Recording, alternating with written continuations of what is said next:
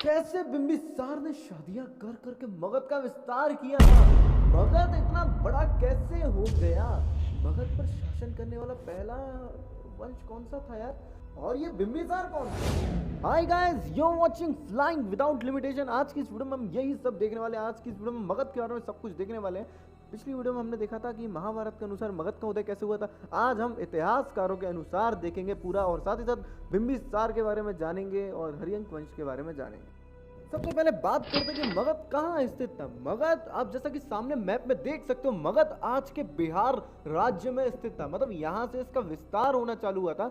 शुरुआत में इसकी स्थापना यहीं पे हुई थी, पर बाद में जाके 600 ईस्वी में इसकी स्थापना हुई थी और 300 ईस्वी तक जाते जाते जाते जाते इसने पूरे भारत पर कब्जा कर लिया था। अफगानिस्तान हो या कश्मीर हो, सब जगह मगध मगध मगध मगध मगध यही होता रहता था। थोड़ा ज़्यादा तेज हो गया यार, कमेंट बॉक्स में बताना कि सही है या नहीं है, कैसे अच्छा लग रहा था। अब हम देखते हैं सबसे पहले कि दो कहानियां हैं मगध के उदय को लेके, तो हम दोनों कहानियां थोड़ी थोड़ी सी देखते हैं। मतलब एक कहानी तो हम पूरी देखेंगे, एक कहानी हम पिछले वीडियो में कवर कर चुके हैं महाभारत वाली, इसलिए हम थोड़ी सी शॉर्ट में देखेंगे। तो देखो यार, महाभारत के अनुसार मगध का उदय किसके द्वारा किया गया था? जरासंध के द्वारा किया गया था। जरासंध बृहद्रथ वंश से आते थे, जिसके संस्थापक बृहद्रथ थे। तो इन्होंने मगध में राज्य स्थापित किया था, तो इनके द्वारा मगध की स्थापना करी गई थी। पर अब हम देखते हैं हिस्टोरियंस के हिसाब से, इतिहासकारों के हिसाब से मगध की स्थापना करी गई थी बिंबिसार द्वारा, जो कि हरियंक वंश से आता था। तो इतिहासकार ये कहते हैं। अब हम इस वीडियो में इतिहासकार वाली चीज़ें ही कवर करेंगे और हम पूरा का पूरा कवर करेंगे मगध को। तो सबसे पहले हम स्टार्ट कर रहे हैं बिंबिसार और हरियंक वंश के बारे में जानने से। तो हम स्टार्ट करते पहले बिंबिसार और हरियंक वंश के बारे में जानना। पहले हम देखते बिंबिसार कौन था, कहाँ से आया था। तो देखो यार, मगध में पहला महत्वपूर्ण और शक्तिशाली यानी कि फर्स्ट एंड इंपॉर्टेंट जो कि राजवंश था, वो कौन सा था? वो था हरियंक वंश, जिसके संस्थापक थे बिंबिसार। बिंबिसार ने पूरे 52 साल यानी कि 52 ईयर्स शासन किया है। कहाँ पे? मगध के ऊपर। ये भाटिया के पुत्र थे, और हाँ, ये गौतम बुद्ध के समकालीन थे और भगवान महावीर यानी कि जैन धर्म के संस्थापक और बौद्ध धर्म के संस्थापक दोनों के समकालीन थे ये। और गौतम बुद्ध के तो ये फॉलोवर भी थे, यानी कि उनको उनके अनुयायी थे, उनके विचार इन्हें बहुत पसंद थे। अब देखते हैं कि इन्होंने अपना साम्राज्य विस्तार इतना किया कैसे। अब हम ये सब कुछ देखेंगे।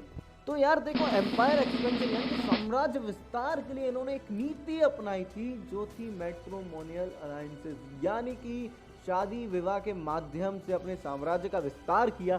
ये ऐसी लड़की ढूंढते थे जिसका कोई भाई नहीं था, यानी कि ऐसी कोई राजकुमारी ढूंढते थे, ऐसी कोई नॉर्मल लड़की नहीं कि हाँ भाई मतलब कोई ऐसी राजकुमारी ढूंढते थे जिसका भाई नहीं था, उससे शादी करते थे। फिर क्या होता था बाद में? तो साम्राज्य भी इनका, सब कुछ इनका, संपत्ति इनकी पूरी, उस जो भी वो देश होगा वो भी इनका, तो मगध में मिलता जाएगा वो। तो ये वाली नीति फॉलो करी थी यार इन्होंने। यार कुल मिला के शादी ब्याह करते जाते थे बहुत शादी ब्याह करे थे। पर लेकिन यहाँ पे ऑफिशियली उनकी 3 वाइफ्स कंफर्म है। अनऑफिशियल की बात नहीं कर रहा है यहाँ पे कोई भी। यहाँ पे हम बात करें ऑफिशियली की। ऑफिशियली 3 वाइफ्स कंफर्म है, जो कि एक थी कौशल देवी, एक थी चेलाना और एक थी आपकी खेमा। तो ये इनकी 3 वाइफ थी जो कि कंफर्म है। आप सामने देख सकते हो कहाँ की रानियाँ थी कुल मिला के। तो देखो यार, ये इनकी 3 वाइफ्स कंफर्म है, अब बाकी पता नहीं। अब वो बाकी यार शादी ब्याह करने से तो रुक ही नहीं रहे थे, जब तक वो बूढ़े हो गए तब भी नहीं रुके। कुल मिला के शादी ब्याह तो चल ही रहे थे। तो सोच ही सकते हो आप, ये तो ऑफिशियली है, अनऑफिशियली तो पता नहीं कितनी। हाँ ठीक है, चलो यार अब आगे चलते फटाफट से यार, इसके बारे में ज़्यादा नहीं। अब देखो यार, ये मत सोचना सिर्फ उन्होंने यही पॉलिसी फॉलो करी थी अपने राज्य को विस्तार करने के लिए। उन्होंने विजय विस्तार की भी नीति अपनाई थी अपने राज्य का विस्तार करने के लिए।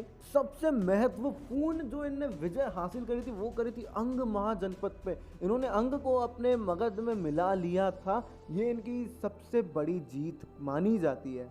अब यार उनका एक राजा के साथ मन मुटाव भी था, यानी कि राइवलरी थी एक राजा के साथ। वो थे अवंती महाजनपद के राजा। आप जानते हो अवंती भी कितना शक्तिशाली महाजनपद था, तो आप जानते हो उसके बारे में। तो उसके राजा थे प्रद्योत।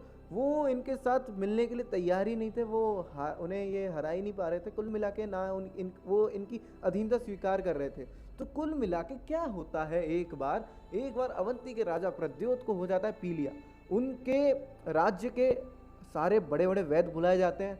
सब कहते हैं महाराज को तो पता नहीं कोई ऐसी बीमारी हुई है जो ठीक ही नहीं हो सकती है, लाइलाज बीमारी है। अब महाराज का तो समय आ गया, अब वो ऊपर जाएंगे सीधे। तो भाई प्रद्योत जी हो गए परेशान, सब जगह फैल गई ये बात। तो बिंबिसार जी को पता चला, उन्होंने बोला भाई हम आपको ठीक कर सकते हैं राजा जी। उसे कैसे ठीक कर सकते हैं, मैं अपना वैद्य, वो बोले मैं अपना वैद्य भेजूंगा जिसका नाम है जीवक। फिर इन्होंने अपना वैद्य जीवक भेजा कहाँ पे, अवंती में। अवंती में भेजा, अवंती के राजा को ठीक करने के लिए।